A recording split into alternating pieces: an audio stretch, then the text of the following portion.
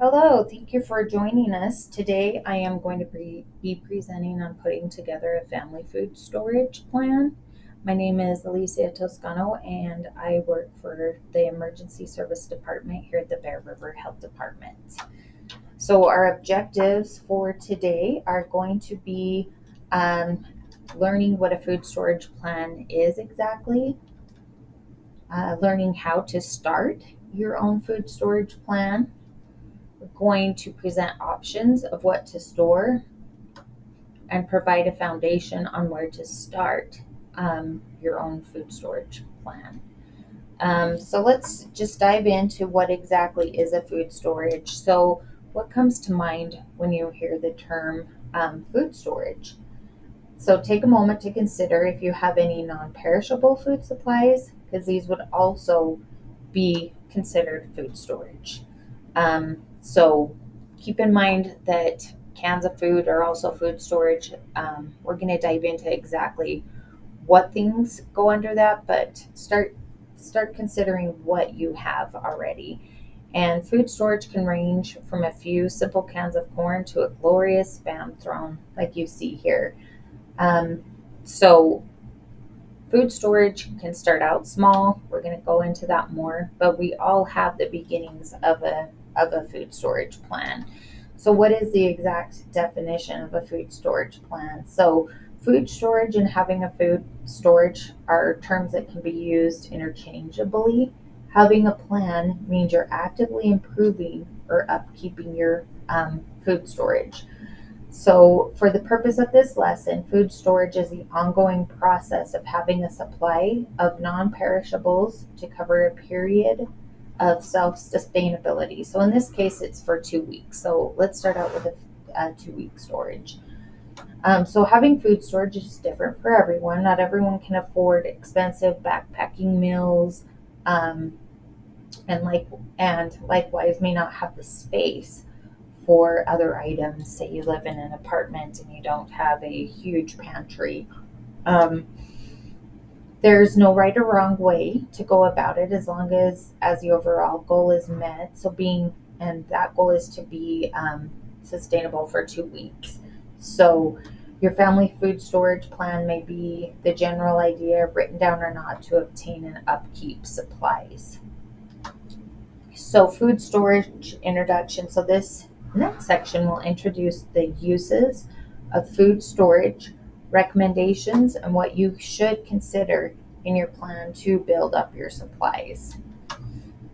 So, as an official standard, FEMA advises for obtaining 2 weeks of non perishable goods. So, that's the overall goal and the mindset that we'll have when discussing a food storage plan. Um, for the remainder of this presentation, even though food storage plans can span months or even up to 2 years. So, this amount lets you endure a wide range of crises. Such events don't have to be natural disasters always. Most disruptions are temporary and short term. They're not necessarily that giant earthquake that cuts off power for weeks. So, your food storage plan should account for a wide range of potential events which could disrupt either obtaining or cooking foods. Um, it could just be a power outage or a bad winter storm, that we experience here in Utah. So, however, for the ease of storage, no item should require refrigeration. So, your storage shouldn't require refrigeration because in a disaster or even in something like a power outage, you're not going to have that option. But they also shouldn't be stored in an attic either. So that has baking heat. Items should also require minimum preparation if possible. Like it could just be a can and a can opener, or if required, consider adding a camping stove if what you're storing requires boiling water or cooking items. So that's really important to consider when you're creating your storage. If you like a lot of those backpack meals and stuff that's going to require preparation, make sure you're reading the labels. And if they require boiling water, make sure that you have the camp stove or something. along the lines of that. And then going on, as previously stated, food storage is meant to cover a time of insecurity. This can range from small disruptions to larger ones. In general, food storage can be broken up into short term, medium term, and long term supplies based on the shelf life. Methods of preparation and what your intended use is as well. Um, in general, food storage, for this purpose of this discussion, we'll focus more on just the short term supplies, as that falls under the 2 week recommendation by FEMA.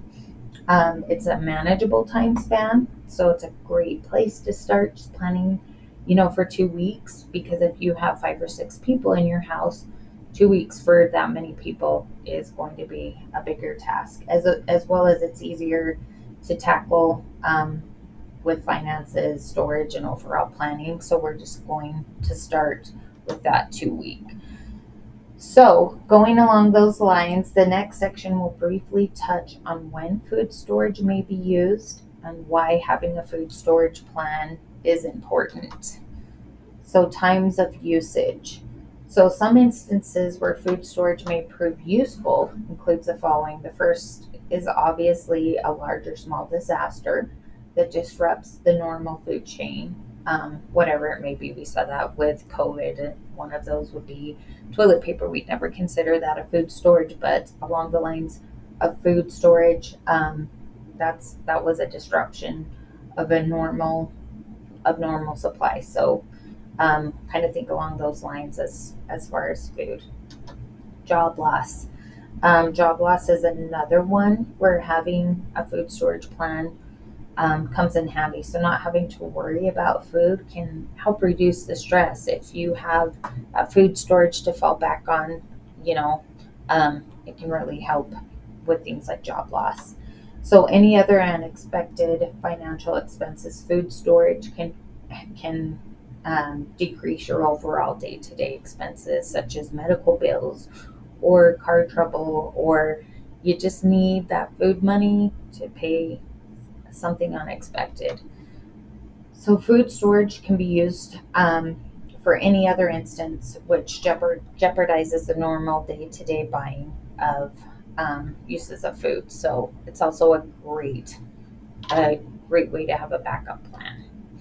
So how do we start?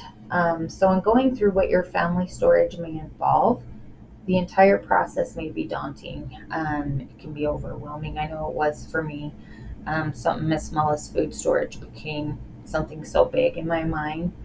So there's no shortage of food storage websites and recommendations. So we'll briefly cover in this how to start your food storage and when your personal plan can continue the process.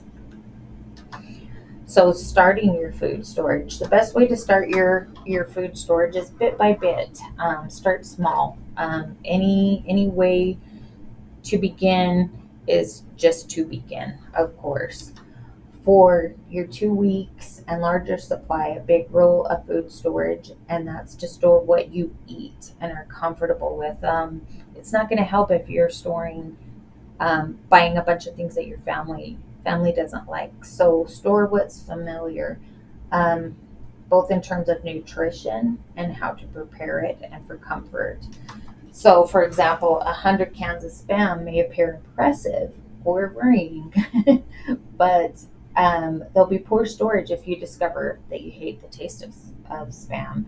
So finding out that your stored food either doesn't taste good to you or worse, sparks a genuine intolerance to it, is something you don't want to find out on the day that you need it.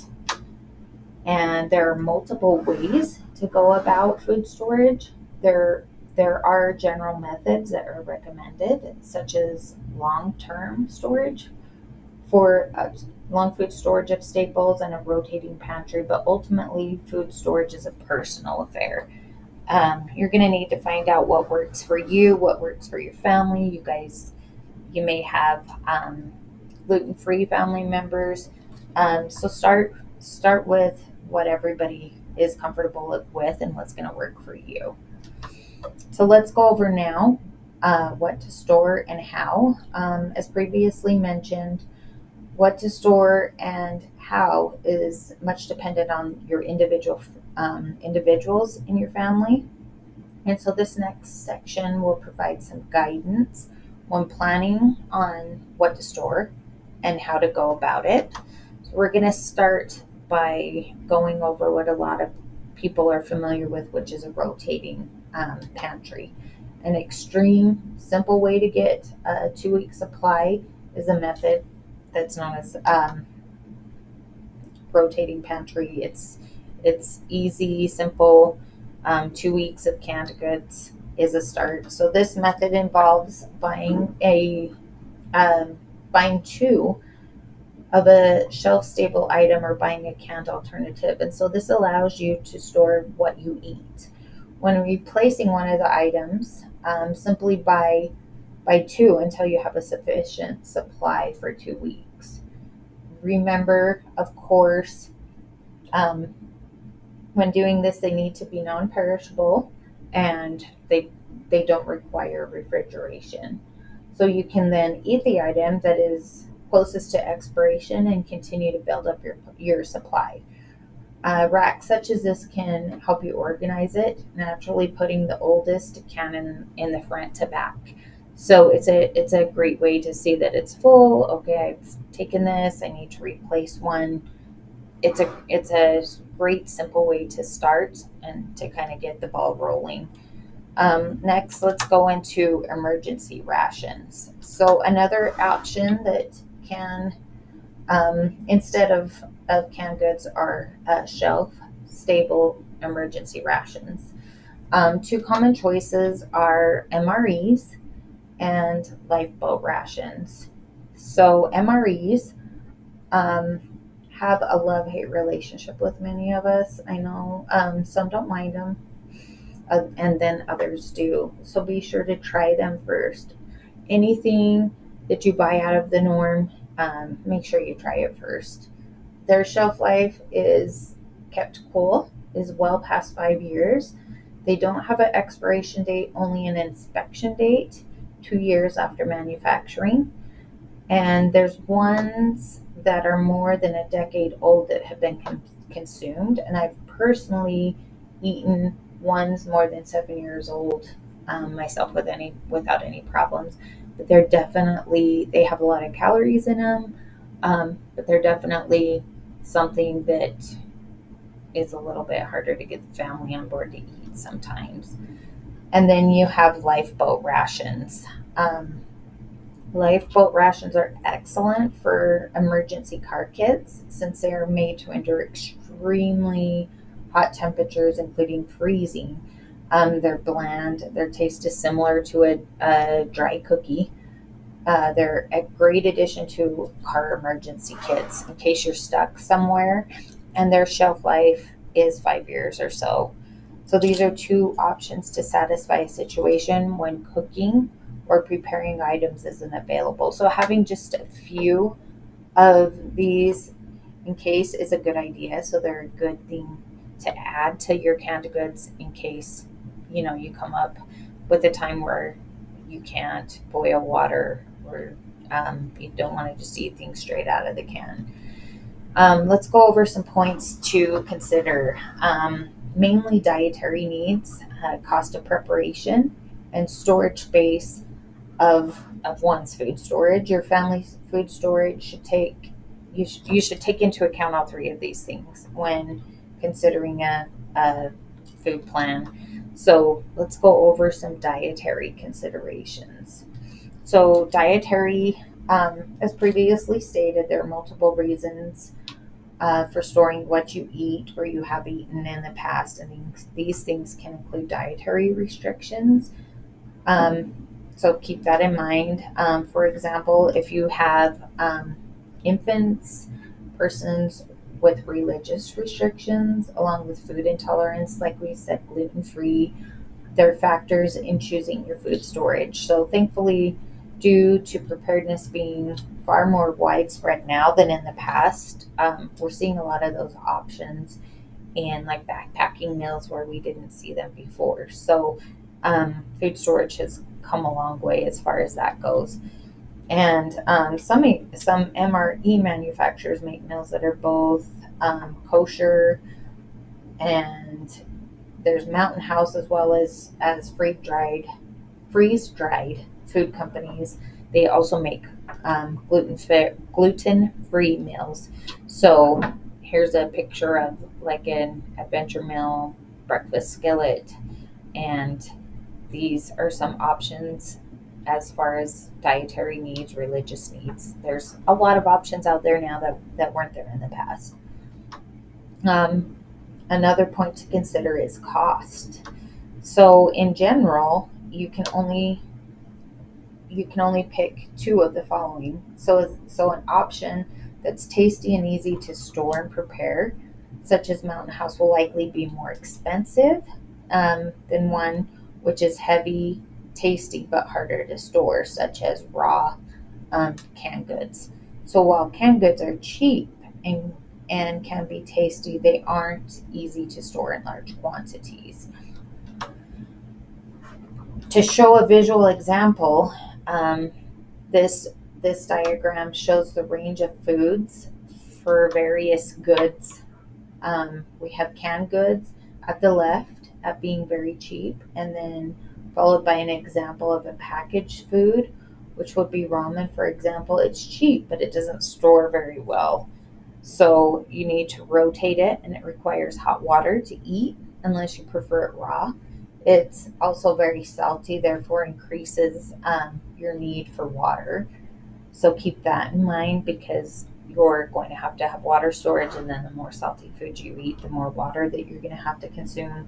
So going back to the pick two, it's cheap and tasty to many, but requires more preparation. So in almost all cases, there's a trade-off in that. So lifeboat rations sit in the middle, but are fairly bland and more meant for raw calories. They, however, don't require preparation. MREs are expensive. They're more flavorful and they don't require preparation either. Freeze dried foods are both tasty and easy to store, but they require hot water and are more expensive. So you need to figure out what combination of options work best for you. Maybe just having a rotating pantry with canned goods and then perhaps a few prepared meals um, would be the most ideal situation. I know that's kind of what we have. We kind of have a mixture of it all. So find out what works best for you, and then what your family can afford as far as a start. Let's go over food preparation. It's another aspect to consider in your food storage. So consider if the food you currently have now requires cooking in any form. So adding on to that, maybe the food doesn't technically need to be cooked, but it help raise your spirits in an emergency. So cold chill from a can will not lift your mood during an already stressful time, where something warm may help you mentally more in like long term. So some meals do require hot water to be edible, while MREs don't. They taste better hot, requiring just cold water to activate a built-in heater. But freeze-dried meals do require boiling water to rehydrate the food. So um, if water if food requires water, you'll need to store extra water for that use, and you'll also then need to store a way to heat that water and the food. So an option is this small camping stove to store. Then you also have to store those little propane cans, like pictured here in this Coleman one somewhere, and you also have to make sure you're using that in a room that's well ventilated. As shown here, some items from least preparation to most include MREs, which can be eaten cold, along with canned goods. Freeze dried options need water, but that's fairly minimal. Finally, a raw staple such as rice, oats, and wheat, which a lot of us here in Utah have in storage need a significant amount of preparation. So it's not going to do you a whole lot of good to have a ton of rice unless you have a way, you have the water to prepare that and something to heat up that water. So those aren't necessary for a 2 week storage, but they're worth mentioning to provide a bit of context in this situation.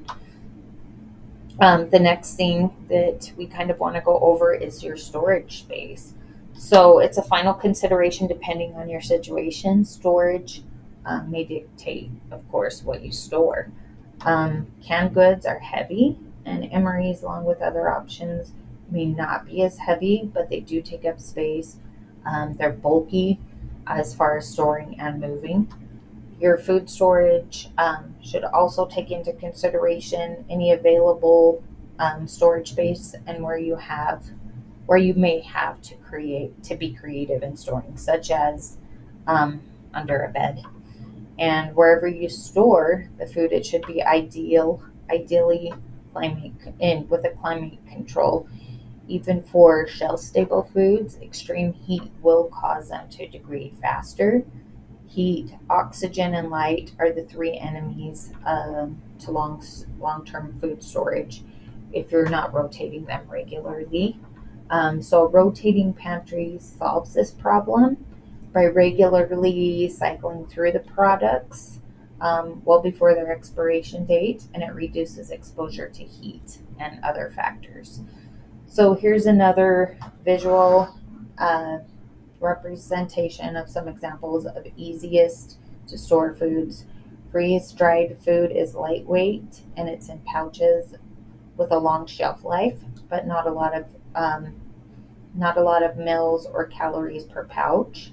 Emergency rations and canned foods are both heavier, but they have more servings per container. And then finally, raw staples like those big 5 gallon buckets aren't feasible for a short-term supply, and they're hard to store due to being heavy, and they take up a lot of space.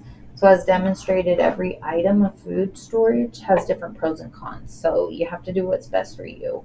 As you examine dietary considerations, cost, preparation, and food storage, what works best for you and your family will be unique, and is why developing a plan of action to obtain the required supplies is essential. Looking at this picture, they put in shelves, and you see that they have things on the bottom that are perishable. Looks like maybe potatoes. Looks like they've done some canning. Find out what works best for you, but just take all of these things we've gone over today into consideration when doing that.